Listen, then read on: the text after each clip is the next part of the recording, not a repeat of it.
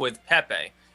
Pepe is not actually kek. It's a representative image of kek used in the information age, essentially. And because the internet's used, things spread much more quickly. Even 10 years ago, it wouldn't have been possible for something to spread this far, this fast, any more than with, let's say, Uncle Dolan. The reason it spread, everyone either was horrified by it, they thought it was terrible and disgusting, it's so badly drawn, it's talking about rape and it's just terrible things, or they thought it was hilarious, and so they would, make modifications on it and spread it further. And that's really how it works, in a physical and in a mystic sense, I suppose. Yeah, memeing things into reality. It is a form of magic. It's metaphysical, making something manifest, basically. And that's what we're doing. We're repeating a mantra, almost like a Viking chant. It's an ancient thing, right? Chanting around the fire, trying to build up that energy to materialize things.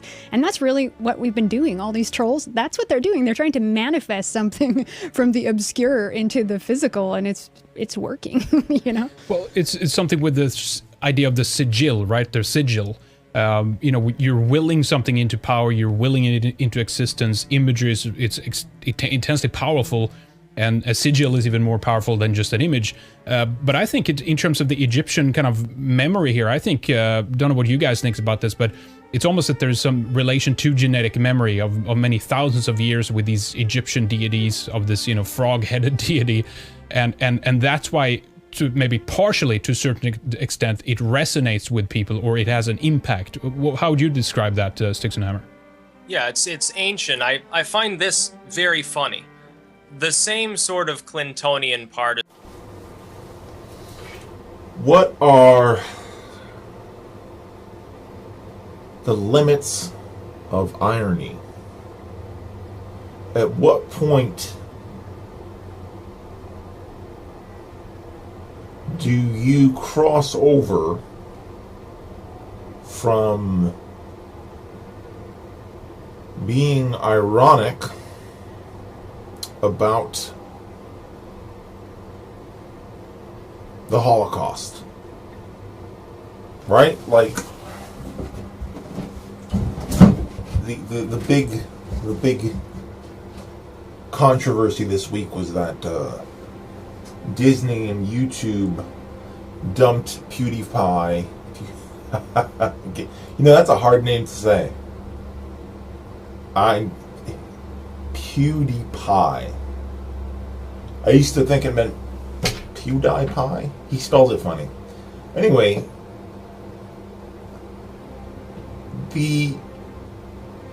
I saw the video that people were upset about with PewDiePie, and I think, like, from someone who's deeply immersed in web culture myself, I get it. Like, I can sort out what is joke and what is just kind of taking the piss. It wasn't even, the jokes he made weren't even that edgy. It's not like the guy made a video with a bunch of blatantly fascist memes. My concern of in terms of the line between ironic and actual fascist language is the kind of this birth of Kekistan meme that's been going around the shitlord circles. This kind of what seemed like a send-up of the alt-right ethno-state stuff.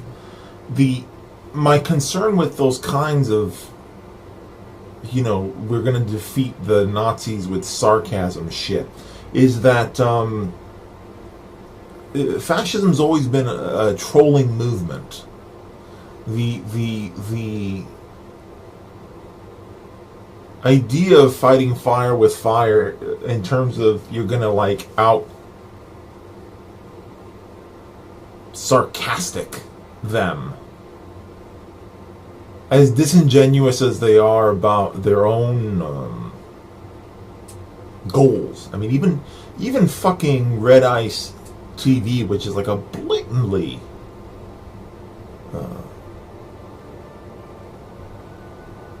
white nationalist media outlet. It's so fucking disingenuous. They use so much progressive language, this kind of very sort of polite.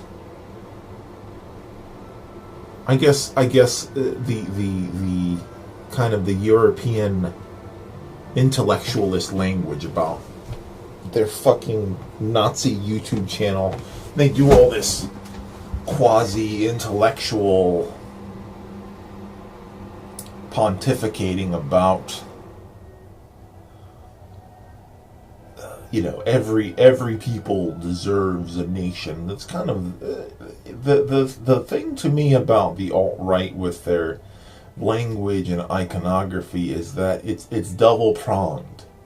They're like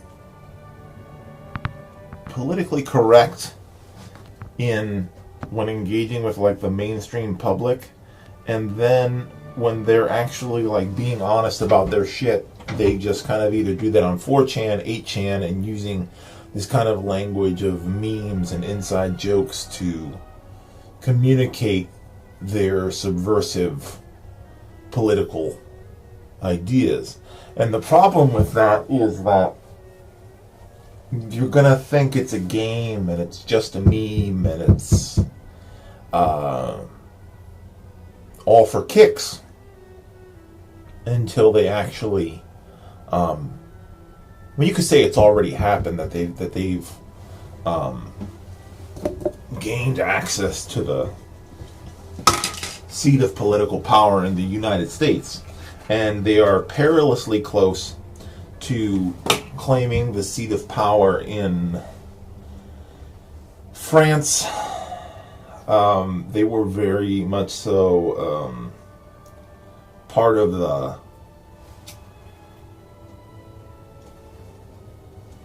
alt-right in general, not specifically Red Ice TV is what I'm talking about at this point. The alt-right movement was very much so in favor of kind of the xenophobic hysteria that fed Brexit.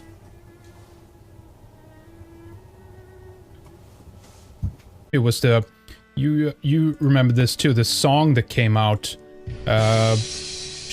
You mentioned this for earlier, Sticks, too, but what was it? Shadilly? No one knew Shadilay. Shadilay, that's right, that's what it was. Yeah. So according to the website, Pepe, the frog faith, that's kind of compiled a lot of the information on Keck.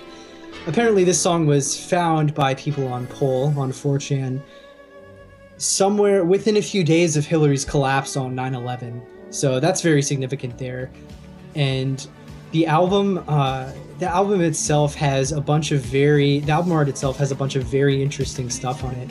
So it says Pepe. Pepe stands for probably, it's I don't see it right now, but the meaning of Pepe on that album art is very important. And yeah, point, emerging, probably entering, right? It's this kind of with the point issue again of bringing something into, entering something into the reality, basically, right? Yeah, exactly. And I mean, obviously, this is probably very apparent already, but we have a picture of a frog. We have a swirl kind of representing, maybe chaos or magic or the entry into the mysterious, and then magic sound at the top. And then you have a wand, obviously. I mean, the magic is definitely what's being conveyed here. Right. Yeah, and then at the bottom, this is just kind of a funny thing aside. So shit posting is something that people within... It came from 4chan, obviously, but then it made its way into the alt-right vernacular. But shit posting is kind of something... in which someone just kind of they're posting on message boards or in a chat room, and they're not really being serious. They're kind of just maybe attempting to derail the conversation just for the hell of it, or trying to be funny. So at the bottom it says produced by Ass Art. Ass Art shit post. I mean that's worth worth pointing out. This is the heavy synchronistic, connections right here. Yeah, and posting is an art. Posting on message boards and on forums, there's definitely an art to it. Some people get very autistic with, the standards on their forums and Produced whatnot. by us. Yeah, exactly. And then the very word Chatelet itself. Like the Brexit and the election of Trump as their memes working, taking hold, that they've been able to subvert norms, that they've been able to inculcate or indoctrinate naive people by using that cop out of it's just a meme. So I mean, I can take a joke as much as anybody else, but in reference to this whole fashy memes thing, you can't really complain when somebody sees you use the language of, even if it's the ironic language of white supremacy, and sort of points at you and goes, what the fuck is this? What is all this kek? What is all this pepe? What is all this, it's irony, man. It's levels of irony. Well,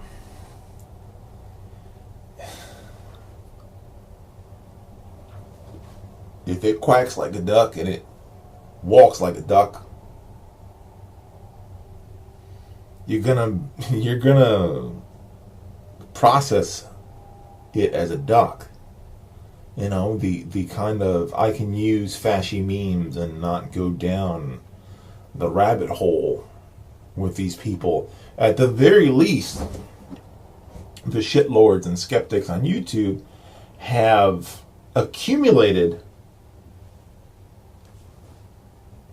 a bunch of alt-right followers. And when those people are part of your monetized channel, you are, and especially when they make up such a massive amount of your base of viewership, you are not going to be particularly honest or alarmist about the alt-right and white supremacy, because you're being paid by a bunch of people who are very sensitive on that subject. And at the very least, the use of fashy memes can indicate that you are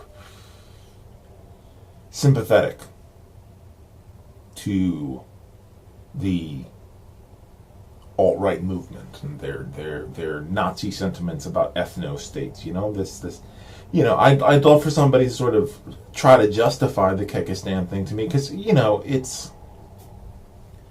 it's basically trying to make a reclamation of Pepe and sort of send up the alt-right by playing with their slogans about purity but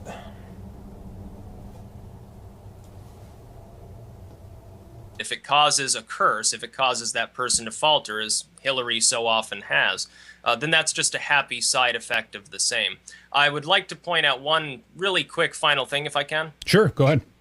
I think that the concept of half-formed, though, I don't think we should aim that too harshly at 4chan or anywhere else. I think it might have more to do with the symbol of being half-formed as being malleable, as being able to transform, because let us not forget, a large number of people who are now alt-right, or they swung over to like sort of what I did, like Ron Paul libertarianism, sort of American nationalism or something like that, were originally leftists. We were led improperly by people who said that they wanted to help us. They wanted to end the wars because we're tired of seeing Americans die. We're tired of seeing all this nonsense overseas. Restrain spending. There shouldn't be censorship or mass surveillance or a police state. And then they conveniently forgot about all these things when they got into power. The malleability is that millions of people who would otherwise be relatively far to the left, they'd be like crunching granola, they'd be like pot-smoking hippies, have now embraced what essentially is a little bit like the Reagan youth and a little bit, I suppose, like the Hitler youth, essentially. I think that shouldn't necessarily be forgotten. Good point. Yeah, I had a question for you, Sticks, actually. I mean, how do you take alt-right mainstream then without losing its power or occult power? Because after all, I mean, that's the goal here, right? We want pro-white to be mainstream. Or does it always become just watered down and, become something else that kind of sucks and loses its power? I mean, because the goal is we want a new golden age, right? We want a white enlightenment. Can we have that in the mainstream? Yeah, it's completely possible. All it has to do is consciously resist it. It needs the real force of nationalism is almost in a state of anarchy. That is, it's decentralized. Good ideas are encouraged. Bad ideas are not held to. The idea of having, for instance, you'd have a dictatorship with one, strong man leading everything. Well, what if their mind cracks and then somebody who's corrupt takes over? This has always been the problem with statism. That's why I haven't embraced parts of the alt-right ideology, because I recognize simply crushing the strength of the state, perhaps, basically There was a campaign to push out Edgy Sphinx when I first became acquainted in terms of behind the scenes personally with some of the skeptics. There was a concern right after Trump got elected that they were going to have to purge the alt-right viewership from their channels, and it worked for a minute because they took on this idea of it's just a meme, bro. That was part of the purging of Edgy Sphinx from the skeptic community was, we're not going to let him off for using memes to try to infiltrate our community, right? On YouTube. Because right now, the political community on YouTube, the skeptics really do have the viewership. They really are the ones who are, as standalone commentators. Young Turk still has more viewership than all these people combined. So as individual personalities, the skeptics really have a lot of sway. And the fact that they have chosen, number one, SJWs as their number one adversary, and number two, to try to fight a two-front war with white nationalists and SJWs using white nationalist iconography, to me, seems like an exercise in futility, because those white nationalists are going to look at the tools that you use, and even though your mouth says no, your memes unfortunately say yes. That's really worthy of considering, is how much validation is going to count as sympathy. If you have the same enemies as someone, which is to say the alt-right really does, their number one enemy is the left, the far left, and the social justice left. If you hate Black Lives Matter and you mock Black Lives Matter, and if you both condemn the same movements the same way, is there really any daylight between you and them? If they mock the Shia LaBeouf art exhibit and meme it out of existence, and then you applaud this memeing and participating in it, then are you any better than them?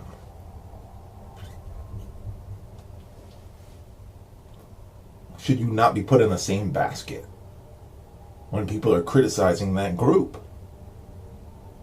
You have similar short-term ends, but you can be damn sure that when it comes to the hammer actually dropping, the people who play with this alt-right language, they're going to get a really drastic wake-up call about who they've empowered and who they've normalized. The biggest problem here is that these kind of things of the internet playing with this racist 4chan language is that you normalize it. You normalize Keck, you normalize Pepe, you normalize all these things that they put out there in the miasma of internet culture so that they get their foot in the door and then recruit people with this kind of, oh, you know, Pepe's no big deal. Also, you know, what about Muslims? You know what I mean? What are we going to do with Muslims? It's just kind of, I don't know what wants to talk about fucking normalization, but it's a real thing. It's a real thing, and if mainstream YouTubers start putting this stuff out there, then, you know, fucking 14-year-olds start consuming this stuff, and they are not capable of making that delineation. The majority of them, at least, are not capable of making that kind of demarcation between, you know, we're just fucking around playing Nazi and we're actually Nazis. That's food for thought. That should definitely give pause to some of these people before they continue with this kind of triumph of Kyrgyzstan campaign. I think that's going to lead the mainstream of YouTube culture back into, you know, Nazi by mistake. You know? Who knows? Maybe I'm just humorless. I'd rather take the threat of white nationalism seriously than laugh off something that is going to lead to a lot of, in real life, human suffering.